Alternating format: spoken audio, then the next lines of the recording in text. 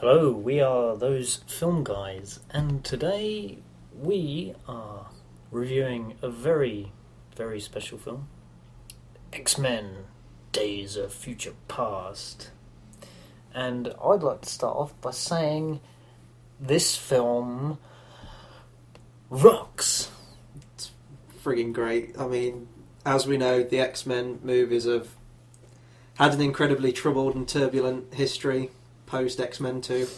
Yeah. Well, not counting, for me anyway, First Class. I know you weren't too keen on that one. No, I wasn't too keen on it, to be honest. But So, before we go into this, would you like to cover what we thought of the other ones, or do you think we're basically like everyone else? yeah, okay, we'll cover those ones. X-Men 1 Started it all off. started it all off. It was good. I think it hasn't. I still like it. It hasn't aged well though. No, we watched it just after we both saw Days of Future Past, didn't we? We had a marathon, of the first two anyway. Yeah, it hasn't aged well, but there are still some great scenes in it. Like obviously the opening scene. Yeah. You're expecting all fun, happy, superhero frolic, and it opens with the Holocaust in Auschwitz. So, but there are that line that Storm delivers. Yeah. With Toad. It's stuff like that. But I admire it for what it did, because it kind of like set up this whole new trend of superhero films for like the 2000s. Yeah. 2. Oh my god. Probably one of the best superhero films I've seen. Yeah. It's got so much going for it thematically and character-wise that I just think it is probably one of the best out there. Also introduces my favourite X-Men character of all time, Nightcrawler. Mm-hmm. And that opening scene in the White House is probably one of the best, in my opinion, superhero scenes put to film. Introduces my favourite villain, Stryker. Yeah. Brian Cox, man. Brian fucking Cox. That guy can do no wrong, even if it's in a bad movie. Yeah. No surrender. Hey man, Ironclad's cool. But 3, I watched the other day. I don't think I've watched it since I saw it at the theatres. It's 90 minutes of garbage. It's 90 minutes? Yeah, it's 90 minutes. Wow. It's a 90-minute movie. Oh, Christ. I didn't know it was that short. But just going... You did have, the team-up element to it, I guess, at the end. But I don't know who's to blame for that. I mean, everyone blames Brett Ratner, which I guess you kind of have to, because the director oversees everything and kind of does everything. But the script of that movie was horrible. The studio got involved too much, which hampered what it could have been. Forcing too many characters into it. And it's a terrible movie. I'm the Juggernaut, bitch. Stuff like that. Fuck Vinnie Jones. Yeah. We had, after that, X-Men Origins Wolverine. Which I believe at the time was going to be the kind of first film in a series. I think the X-Men creators wanted to keep this going. I know that X-Men Origins Magneto was...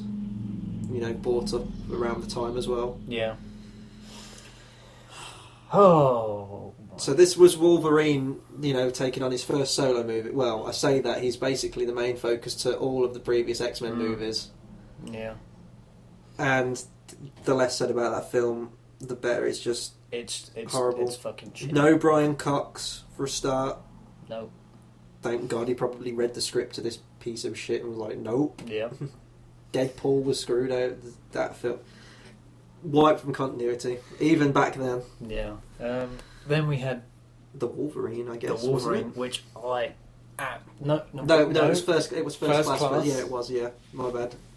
I enjoyed First Class. Now going into that, when I saw trailers and everything, I wasn't sure whether it was a direct prequel to the other films that came before, or if it was a complete reboot. And at the time, I think I wanted a reboot, because I thought that the previous X-Men series had kind of, dipped with the previous ones, and it had kind of gone as far as it could. But obviously, in that film, there's cameos from there's the great cameo from Hugh Jackman in there.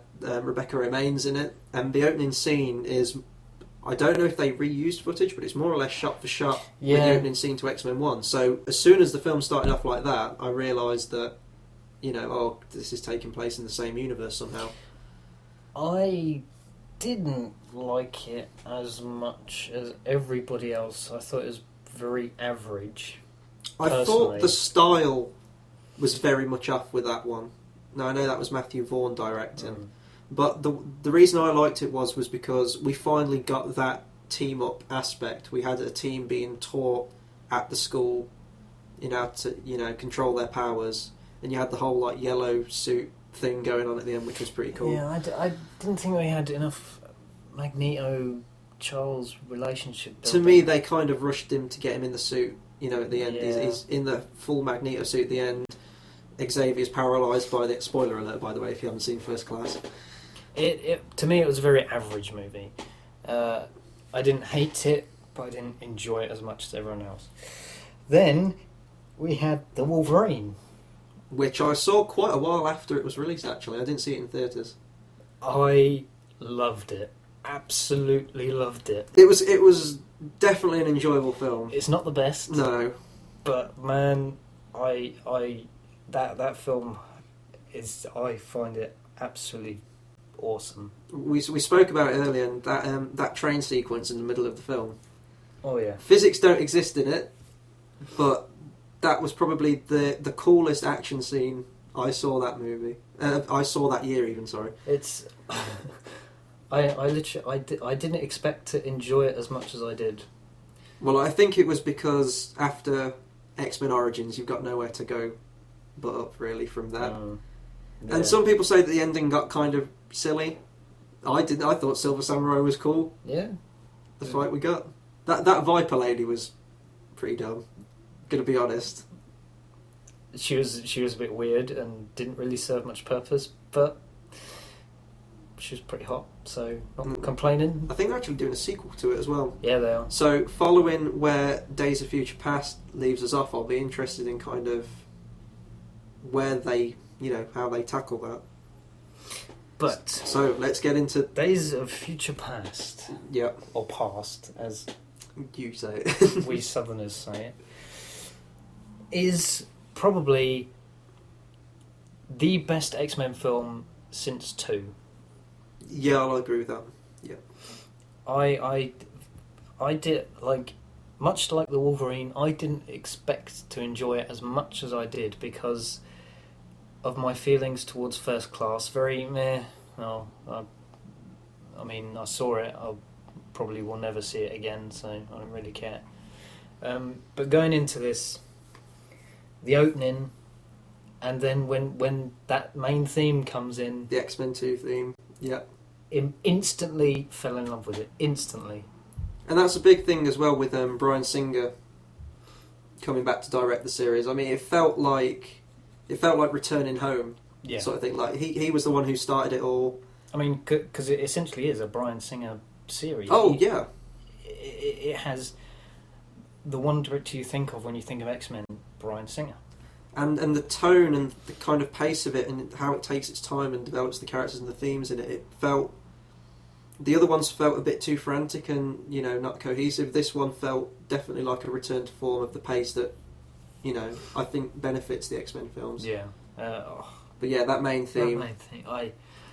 It harpens back to what I loved so much about 2, and we get a excellent opening fight at the beginning where we establish the newfound powers that Shadowcat Kitty has got, that she pulled out of her ass. I know why they did it, because obviously in the comic book she's the one who gets sent back in time rather than Wolverine, but that would have been, financial suicide for the film to do that. To be honest, I think they actually made it make sense for him to go back.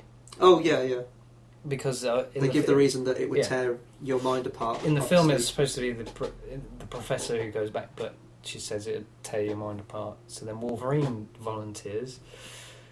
And then, like literally, the future stuff is dark, but it's also filled with hope. And I just and Patrick Stewart and Ian McKellen and tearing shit up.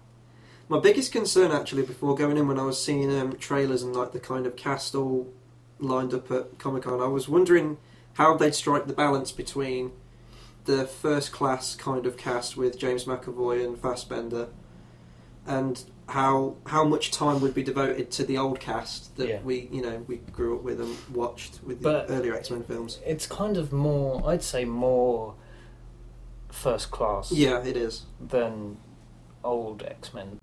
But I think the balance is good, and for me personally, I like the fact that even though Wolverine is the one sent back in time, he does all this stuff to bring them together. He isn't the main focus of the film. Obviously, he wasn't. He was only in a cameo in First Class, but pretty much every other X-Men film before that is literally just him. Yeah. So it was nice to get. I think this one focused a lot more on kind of Xavier and Mystique. Yeah. More than anything. I mean, the whole plot is really based around Mystique. Yeah, yeah. And she gets a pretty cool action sequence as well, where we see Havoc, a brief cameo from Havoc, which I've really enjoyed. And one of the things I didn't like about First Class actually was the casting of Jennifer Lawrence as Mystique. I just didn't buy her as that character, but in this, it felt like the Rebecca Romijn Mystique. Yeah. Although that's an issue I'm going to raise. One of the many continuity issues in the X-Men franchise. This is the one that bugs you. Yeah, this is the one that bugs me. Okay. How come, right, and I don't know if you lot can answer this at home, how come when she gets the cure in 3, or she gets shot by the cure in 3, how come she doesn't turn in... Because, quite frankly, she's not Patrick Stewart's age at quite all. Clearly. She's Rebecca Romijn.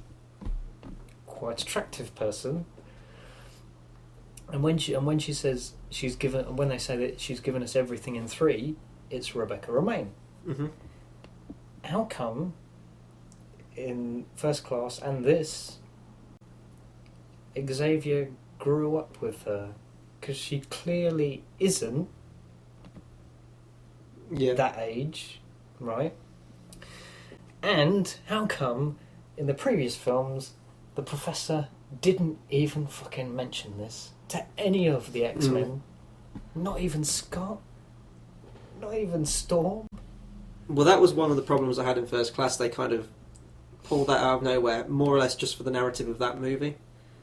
And they didn't really have a consideration for the previous continuity. It bugs me just as much as how Kitty got her new powers. Yeah, but the film's so good, I just look past that. Yeah, I can just go with it. It's like, okay, it doesn't make any fucking sense, but whatever, just carry on. The future scenes were just perfectly shot in this film. I think I got a really big Terminator vibe from it, especially at the start with the kind of like skull littered. Dark landscapes of the future. That was very much an influence, I feel. And even the plot, sending someone back in time to change the future. Yeah. That's Terminator right there. We get some cool new characters. Peter Dinklage as Bolivar Trask. Thought he was great. It was really surreal seeing him after Game of Thrones, because I'm so used to hearing him with a British accent now. See him, with his Native American accent. Not Native American, you know what I mean. No, that's another character. That's what was his name? What is it? Warpath? Yeah. Yeah. I don't think he gets any lines. He was good. Peter Dinklage was awesome in this. When is he ever not really? The guy's a fantastic actor. Even in the dull seasons of Game of Thrones. He's very good, and just you get new characters like Bishop, isn't Bishop's in it. If we're going, with you get cameos from these different heroes, but they don't feel forced like in 3 or Origins. I wish some of these characters did get more development, especially with Bishop. Yeah, like the main ones. Well, you did have. Apparently, a lot of stuff was cut out, wasn't it? Because they did have a whole rogue thing. Yeah, she gets top billing above. But wasn't it Ellen Page? Really? Yeah, in the credits. You know, Ellen Page, She the one get- who actually has scenes and lines and dialogue in this film. She gets a higher billing than Ellen Page. Jesus Christ. So I assume a lot was cut out. Yeah. Do you think that'll be put back in the DVD, or think that'll just be available on deleted scenes? I think they might do an extended cut, but I don't. It's unlikely they will. I think they cut it for pacing and time, probably. Yeah, and also one of the best new characters, Quicksilver. Yeah, for me, he stole the show. Yeah, he is probably one of the best characters in this movie. And I was in the, when the first image was released, it was the poster of him in the silver jacket and the goggles on. I was in the camp of this. Well, they've just ruined the film here. This is not what Quicksilver looks like. This is terrible. This is going to be awful. And so there were some people saying, give it a chance, watch out, and I thought it was perfect. And obviously the character's being used in Avengers 2, Age of Ultron. Yeah. I don't think they're going to top this, because to me this was one of the coolest scenes in a superhero film. Oh yeah. Everyone's praising this scene from what I've seen. The fact is he's cocky and arrogant, but he's still likable and charming, and he's perfectly acted. Mm. And he even talks fast as well. And I liked that it wasn't just his movements that were quick. His whole self was frantic and energetic, and yeah, he gets the best scene where they break into the Pentagon to break out Magneto, and it goes into his perception of his speed, and it's all in slow mo with Although, Time in a Bottle playing. Did they have headphones like that back in 1973? I didn't think of that. The thing I was thinking of the most was, did he significantly speed the song up on his iPod? Or does it play in super, super slow motion to him? Because I don't think that would be quite enjoyable to listen to. Yeah. Another thing is that he comes into it, they use him, but they don't overuse him. He's not the solution to... Because, if they tell him to fuck off, basically, in halfway through the movie, or they say thanks for the help and he goes home.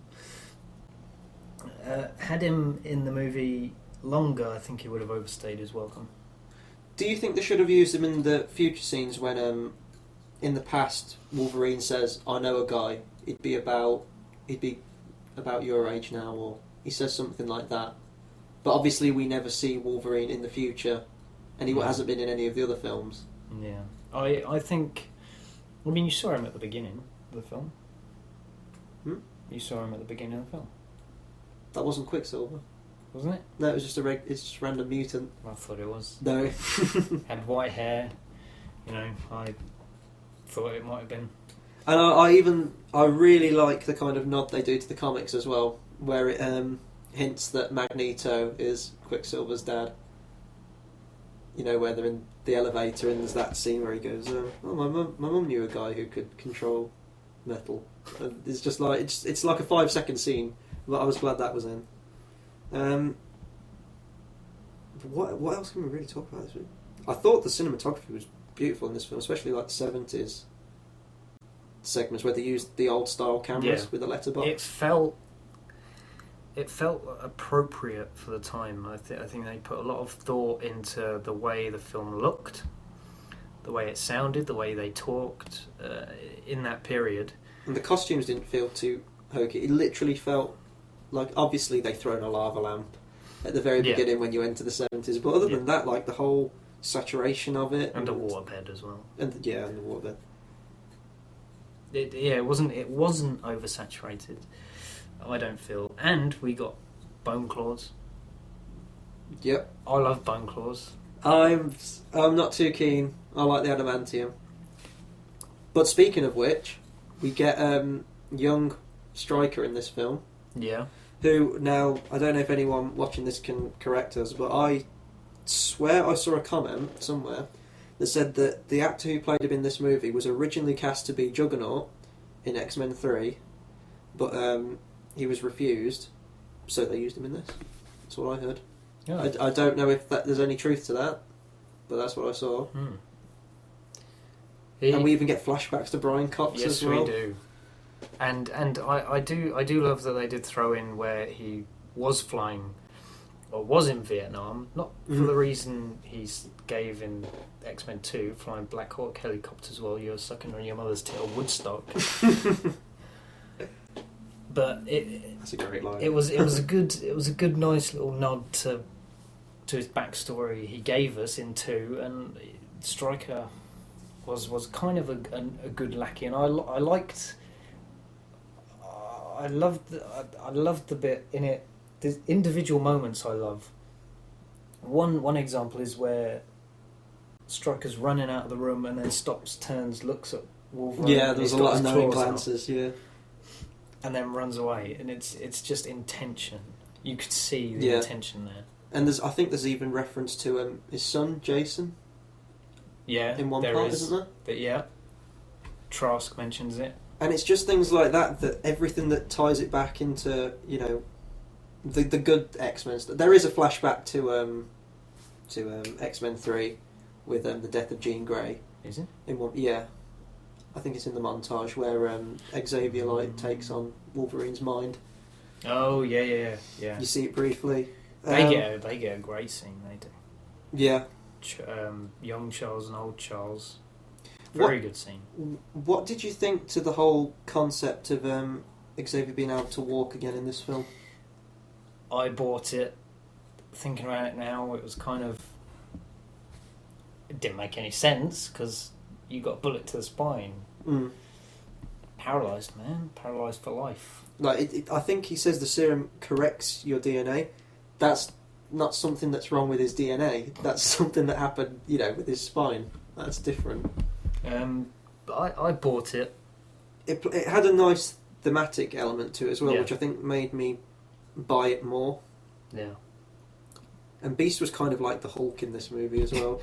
I thought he was just permanently the big blue furry cat thing, but apparently now it just triggers whenever he's angry. Well, obviously eventually it would have to become permanent. Well, I mean, no, that's it. Right, that's it. He takes the serum that makes him walk is derived from the serum Beast uses to make him look normal. Right. Okay. But it treats his spine rather than, and also removes his powers. Yeah. Yeah. So I think, if I'm not mistaken, it was literally one of the best times I've had in the cinema in ages, in a good long while. So far, this has been a good year for superhero movies. Yeah. We had Captain America: Winter Soldier. Yeah. Love that movie. This one tops it because I think I had Captain America was really fun, but this one had that emotional impact to it as well. Yeah. Which I really like, and more thematic. Well, actually, no, there was a lot of thematic things going on in Captain America. Yeah. I can't wait for X-Men Apocalypse. Yeah, after credit scene. Yeah. Did you stick around for that? I did. You did. One thing I would like to talk about this film as well. I'm trying to take my time and think about everything because I know I'm going to forget something after we finish the review. What did you think to the ending? The whole we should probably talk about that whole continuity erase. I don't really care, to be honest. It doesn't make any sense because does he still have adamantium claws or not? Well, the ending kind of sets up that although you can change elements of the past, some things, I think Beast refers to it like a ripple in a river. It will, it will carry on, and obviously you've got a Mystique in disguise as Stryker at the end, taking away Wolverine. But would she really do that? Well, I don't know. I'm hoping that's developed more in Apocalypse, but I have a feeling it probably won't be, and he'll just have his adamantium. So it'll be continuing with the First Class. Yeah. People you see. Anna Paquin. Oh yeah. Above Ellen Page. And Peter Dinklage. And Ian McKellen and Patrick Stewart. Even though she was in one cameo at the end of the movie. Literally about 3 seconds. Yeah. But that ending scene, I have to admit, I did read what happened in the end scene, I was listening to the soundtrack and I was reading some of the comments, so I knew what was coming. But to see Cyclops back and Jean Grey, and I didn't really like Rogue's character, but it was nice seeing her back. And especially Kelsey Grammer as Beast. Yeah. The one good thing from X-Men 3. Uncredited as well. Was he uncredited? Yeah. Wow. But one thing I want to end on is probably one of the most disgusting things I've ever seen in a film. Yeah. And I mean, there are tons of more disgusting things, but because it was such because I was really engrossed in it, Wolverine gets fucked up. Yeah. Completely. Spoilers, Magneto gets pipes or bits of metal and just weaves them throughout Wolverine's body, then chucks him in a fucking river to drown. He's just out of the movie, pretty much from then. And then for the last, let's say 5-10 minutes, yeah. It's just a confrontation with, Magneto, Xavier and Mystique. That's why I loved it so much. Yeah. Because they were more than willing to throw the character who has basically been the front runner the entire franchise aside to have an awesome moment, because I mean he could have just walked in, saved the day and be done with it, but you wouldn't have got awesome character moments. And I don't think it took... Everyone seemed really into the film in my screening when I went to see it. Yeah. So I think that shows that they need to have a bit more faith in their other characters, other than Wolverine. I think all these other characters, especially Mystique, you never think that she'd be able to carry a movie on her own. Yeah. Probably now with Jennifer Lawrence being, such a successful actress as she is now, she probably could. I'm optimistic about the apocalypse, although I hope they do something else with fucking Cyclops, the whiny bastard. Do you think they'll use the future cast in that, or do you think it will just be the first class ones? They go.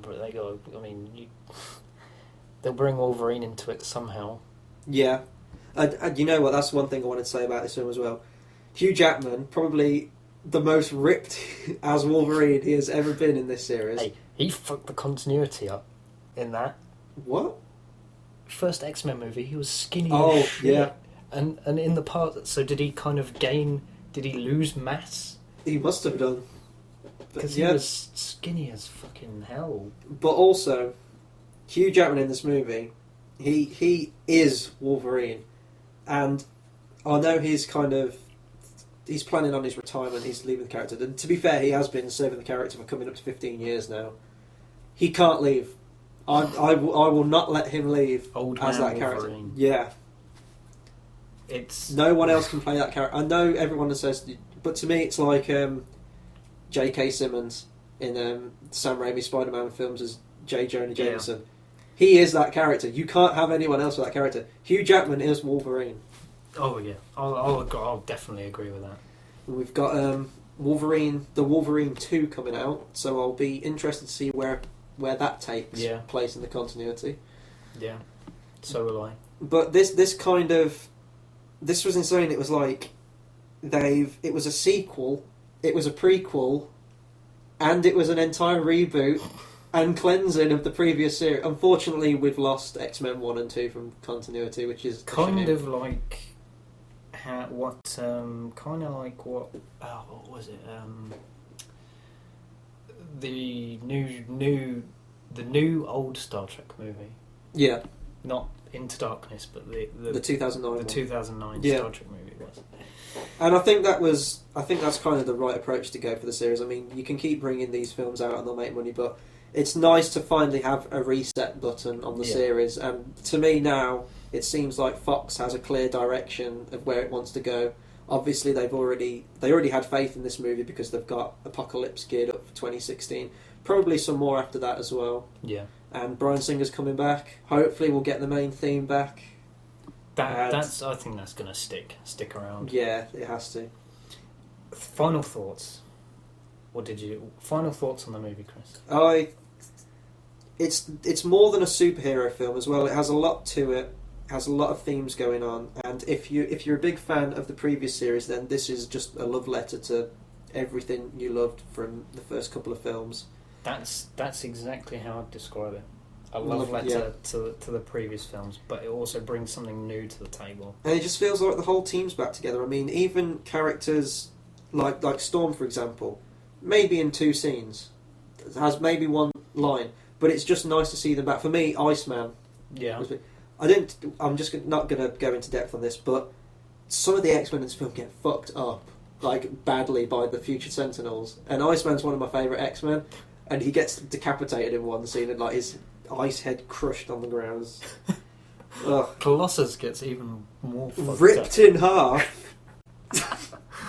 Just because you don't see blood doesn't mean it doesn't look painful as shit. Yeah, and Storm gets fucked up. Yeah. Oh god, yeah. Oh, but even it's just seeing the actors back in these roles. It's really nice to see, even though the whole future aspect isn't focused on as much as the past stuff. It's just a great movie. It's a great superhero film. It's just a great movie. Yeah. And it's probably I don't know whether I can say I like it as much as X-Men 2. I think probably because I watched that years ago, that will always have the special place in my heart. But this is definitely a close second. Yeah, I loved it as much as X-Men 2. I think I loved X-Men 2 a little bit more. Mm. But it is such a great film to sit and enjoy and watch and get into and really engage with. And I mean, I apart from the continuity errors, which I can easily look past. Patrick Stewart coming back. Yeah, I can roll with it and just get on and enjoy the film, and I think it was words can't explain how much I loved it, really can't, and that's how I'm going to end my final thoughts. I loved it. That's it. That's it. Thanks, guys. Well, thanks very much for listening to our X-Men Days of Future Past review. Subscribe, rate, comment, all that good stuff. And you can also follow me on Twitter at TomWood7.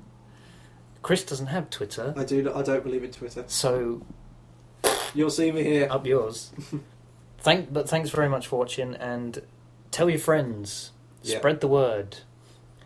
Tell your friends about our reviews. We've got some awesome things lined up, because essentially we've been doing this for a long sparingly. Yeah. And we really want to get into it. So focus on it more. Yeah. With your support, we can do that. So please give us those likes, give us those rates, give us those subscriptions, and we can give you more content that you may enjoy. If you don't, just don't watch it. Mm-hmm. It's your choice. Thanks very much for watching. I'm Tom. I'm Chris. And we are Those Film Guys.